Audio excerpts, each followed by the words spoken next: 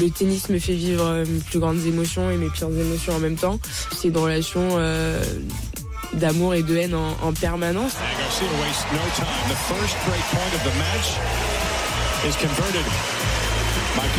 Il y a des moments où on s'aime plus que d'autres. Caroline Garcia is truly très magnifique, producing a sublime performance to reach new heights and flying high in Fort Worth. RMC Stephen Time with the first pick. Stephen Brun Select. Et Stephen Brun Select, Caroline Garcia, deuxième apparition de Stephen Time. Caro, la globe-trotteuse, c'est Caro en Chine ce soir. Salut Caro, comment ça va? Salut Caro. Ça va bien, merci, bonjour. T'es en pleine forme? Écoute, ça va, en pleine forme. C'est quoi le bilan de ta tournée asiatique alors? Est-ce que t'es contente ou t'es pas contente? Moyen, on va dire. Il y a eu du bon et il y a eu du moins bon. Après, je pense que j'ai fait progressivement les dernières semaines. Si on enlève le résultat à Zhengzhou, c'était les meilleurs matchs que j'ai faits. Il y a eu plusieurs enchaînements à Guadalajara de matchs et de victoires et à Pékin avec un gros match sur Swatek. Donc on va dire que progressivement il y a du mieux et c'est le plus important pour essayer de bien finir la saison. Caro, alors on va revenir précisément après sur tes résultats. Tu as été battu d'entrée à Zhengzhou, mais tu avais fait quart à Pékin, quart à Tokyo, une demi à Guadalajara, donc la période est plutôt bonne pour toi. Juste une carte postale, ça représente quoi là? Tu es joueuse de tennis pro, tu es la meilleure française, là t'es où exactement? Qu'est-ce que tu as sous les yeux? Comment ça se passe la tournée asiatique? Alors, on va dire que ces dernières semaines, j'ai beaucoup voyagé. J'ai fait beaucoup de kilomètres. Parce que du coup, on était à New York, je suis rentrée en Europe. Après, je suis repartie aux États-Unis. J'ai fait San Diego, puis Guadalajara, Mexique. Après, on a fait Guadalajara, Tokyo. Et après, on a fait Tokyo, Pékin, Zhengzhou. Et là, je suis à Sanya. C'est une île plutôt de lieu de vacances pour les Chinois. Ah, j'ai l'impression qu'on va te chiller quelques jours, Caro. Des fois, il faut savoir un peu prendre un mini break, on va dire, pour rassembler les dernières forces pour finir la saison. La tournée asiatique, c'est une atmosphère particulière. Tu as déjà eu de très bons résultats. Hein. Il y a eu quelques années, tu avais fait tes plus belles perfs, justement, quand tu étais au top du classement de la WTA. C'est une ambiance particulière, la tournée asiatique? Alors, c'est particulier dans le sens où on joue dans des infrastructures qui sont énormes, gigantesques. Je crois que le central à Pékin, c'est 16 000 places. Ah oui. Et au fur et à mesure des années, il y a plus de spectateurs, plus de Chinois qui viennent. Mais en fait, le stade est tellement grand que tu as l'impression qu'il n'y a jamais personne, alors que c'est pas vrai. Mais c'est des infrastructures où on reste dans des très beaux hôtels, il y a plein de fours d'entraînement, il y a énormément de bénévoles, de personnes pour aider. Et c'est vrai que ça faisait 4 ans qu'on n'était pas venus, entre le Covid et la pause de l'année dernière. Et au final, ils ont continué à améliorer encore plus les tournois. Ils ont construit des nouveaux trucs et c'est hyper agréable au final. Après, bon, la culture est très différente, mais c'est des tournois qui sont bien organisés. Caro, la suite, il y a un tournoi la semaine prochaine en Chine toujours. Et après, tu rentres en Europe parce qu'il y a la Fed Cup, enfin la Billie Jean King Cup, le 8 novembre qui démarre à Séville. Est-ce que avec cette nouvelle formule, est-ce qu'on est toujours autant motivé, on prend toujours autant de plaisir à jouer cette formule par équipe, ou tu regrettes le format avant, maison et l'extérieur? Je pense que je regrette le fait des matchs à la maison et à l'extérieur. Parce que quand tu joues à la maison, tu savais que tu allais avoir un public qui était incroyable et tout le monde te poussait derrière, en plus de l'équipe qui était derrière toi. Et au final, à l'extérieur, même si tu savais que les publics étaient contre toi, ça avait son charme dans le sens où il y avait toujours une ambiance de folie. Et puis en même temps, dans un coin de sa tête, tu disais, tu avais envie aussi d'essayer de les rendre un peu silencieux, on va dire. Mais au moins, il y avait de la vie, il y avait de l'ambiance, il y avait de l'énergie. Et dans le nouveau format, on va dire, à moins que tu joues dans le pays qui joue à domicile, c'est vrai que les images qu'on voit sont un petit peu moins énergétiques, on va dire. Ils ont tué notre tennis. Je rappelle que la dernière édition du format qu'on aimait de la fête, on a gagné. 2021, on avait gagné. C'était un triomphe, on s'était régalé. Oui. Depuis, on ne s'était pas encore qualifié pour cette fameuse phase finale. Et là, on va la découvrir, cette phase finale, au mois de novembre, tu l'as dit. avec Caro, avec les meilleures joueuses françaises. Avec une petite nouvelle, Gracheva, 23 ans, qui a été naturalisée, qui va intégrer cette équipe de France. 2 matchs de poule, et si on s'en sort bien, on se qualifie pour les demi-finales et ensuite la finale. Caro, c'est ça qui vous attend, a priori. Oui, c'est ça. En poule, on joue l'Italie et l'Allemagne. Ouais. Et après, en fonction, faut gagner les 2 matchs, les 2 rencontres.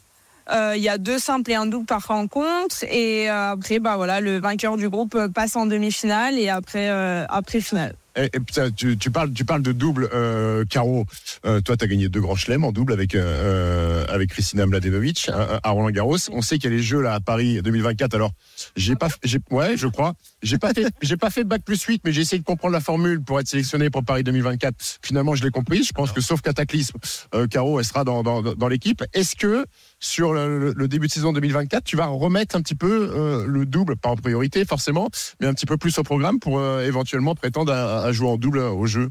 Oui, après cette année, j'ai fait quelques tournois. On a joué à Pékin ensemble avec Christina. T'as joué avec une Brésilienne aussi? Oui, je joue avec une Brésilienne sur le gazon. Avec Christina, on a joué ensemble à Pékin. Je pense qu'on va essayer de faire, si on peut, quelques tournois ensemble. Après, moi, mon but, c'est toujours ma priorité, c'est toujours sur le simple. Et c'est vrai que quand tu veux faire les 2 dans la même semaine, c'est quand même des tournois qui sont assez exigeants. Mais évidemment, les JO à Paris, c'est dans un coin de la tête et c'est un objectif. En simple comme en double, si on a l'opportunité avec Christina. Ouais, je vais faire une petite blague. Si vous jouez en double ensemble, essayez d'avoir la même tenue cette fois-ci, Caro. Ah, ça c'est malin. Ah, ça c'est malin. C'est faire. Ça va nous rester toute notre vie. Quelle histoire. Anecdote, les éditions précédentes. Il y avait eu à Rio, le maillot gate à Rio, ça avait fait beaucoup parler. Au moins, on peut que améliorer nos résultats. C'est vrai. Ça c'est sûr. Alors, Caroline Garcia nous fait l'amitié d'être avec nous dans la draft de Stephen. Caro qui est en direct de Chine, elle termine la tournée asiatique. Caro, cette année, malheureusement, tu ne disputeras pas le Masters de fin de saison, alors que tu étais tenante du titre. C'est toi qui avais remporté le tournoi des championnes en fin d'année l'an dernier. Tu vas perdre beaucoup de points à la WTA, tu vas perdre plus de 1300 points. Tu vas disputer le Masters bis d'ici une dizaine de jours. On sait que tu es un peu obsédé, tu nous l'avais dit lors de la première intervention, par ces classements, les points WTA, etc. Comment tu le vis là, justement, parce que tu vas voir ton classement dégringoler? Est-ce que c'est un coup dur? Est-ce que tu t'y attendais? Est-ce que tu es déjà passé à autre chose et tu te concentres avant tout sur ton niveau de jeu? Après, ça fait plusieurs semaines que indirectement, je le sais que j'allais pas me qualifier pour Cancun cette année-là. Après, par rapport aux derniers résultats et tout, on va dire que c'est logique. Après, c'est vrai que quand... même si dans un coin de ma tête, je savais qu'il fallait que je fasse des résultats extraordinaires et que en sortant au premier tour à New York, ça c'était très très compliqué. Et ça m'a fait un peu mal quand je l'ai lu que j'étais officiellement en dehors de la course de Cancun. Parce que je voulais au moins être là-bas pour essayer de défendre mon titre. Ça sera pas pour cette année-là, mais on va dire que c'est un objectif encore plus présent pour de revenir l'année prochaine. Après, il y a un autre classement qu'on appelle le classement à la race, qui commence à 0 en début d'année. Ouais, voilà. Où là, je suis 19 ou 20. Et en fait, généralement, les 2 classements sont équivalents à la fin de l'année. Donc, pour l'instant, plus ou moins, je sais où je serai en fin d'année. Ça peut changer de quelques places avec le résultat du Elite Trophy à Zhuhai, mais plus ou moins, je serai par là. Et voilà, forcément, c'est pas ce que je voulais faire, mais plus tôt dans la journée, j'ai été officiellement qualifiée pour ce Masters-là. Et mon compagnon, il m'a dit, au final, c'est pas si mal que ça pour une année que tu jugeais terrible. C'est vrai. C'est pas mal. Elle sera tête de série normalement à l'Open d'Australie en janvier. J'arrête pas de te le dire par rapport à ta compagne, l'importance du compagnon ou de la compagne, mon petit Stephen, dans les moments difficiles. Quand tu perds au tennis comme ça à Meudon ou je sais pas où, là, n'importe où, que t'as pas le moral, oui, c'est important qu'on trouve le moral. Quand je rentre à la maison, je suis triste parce que j'ai perdu à 2-6. Laetitia, elle s'en fout. Je ne vais pas te mentir, elle s'en fout. Alors, justement, Caro, tu nous fais l'amitié d'être avec nous. C'est la 2e fois que tu interviens dans Stephen Time. La première fois, tu étais au Player Lounge de l'US Open. On était à bloc derrière toi. Tu as malheureusement connu un deuil familial, donc forcément, c'est toujours difficile à gérer. Encore plus quand on est loin de chez soi et que tu étais aux États-Unis, tu étais engagé sur l'un des grands chelems de l'année. Comment on gère ces moments difficiles, ces coups durs de la vie quand on est engagé dans un tournoi aussi important? Est-ce qu'on arrive à faire abstraction? Est-ce que malgré tout, eh bien, ça prend le dessus sur tout et on est quelque part un peu ailleurs? Est-ce qu'on n'a qu'une seule envie, c'est de rentrer à la maison? Comment tu l'as vécu personnellement? Parce qu'en plus, dans la presse, tu as été un petit peu attaqué alors que personne à ce moment-là ne savait la raison justement de ce mal-être et ton problème familial, Caro. Je pense que chacun va le gérer d'une façon différente. Chacun gère ses deuils d'une manière différente. Et c'est vrai que c'était mes parents m'ont appelé la veille de mon premier tour. Et je sais pas, des fois c'est un petit peu difficile à réaliser, mais et après je savais que c'était une épreuve, le Grand Chelem en simple à l'US Open pour moi c'était une épreuve importante, donc sur le coup je me suis pas posé la question de rentrer tout de suite à la maison. Et je pensais que voilà, j'ai un peu tu restes un peu froide et tu te prépares, on va dire, pour ton match et pourquoi tu es là.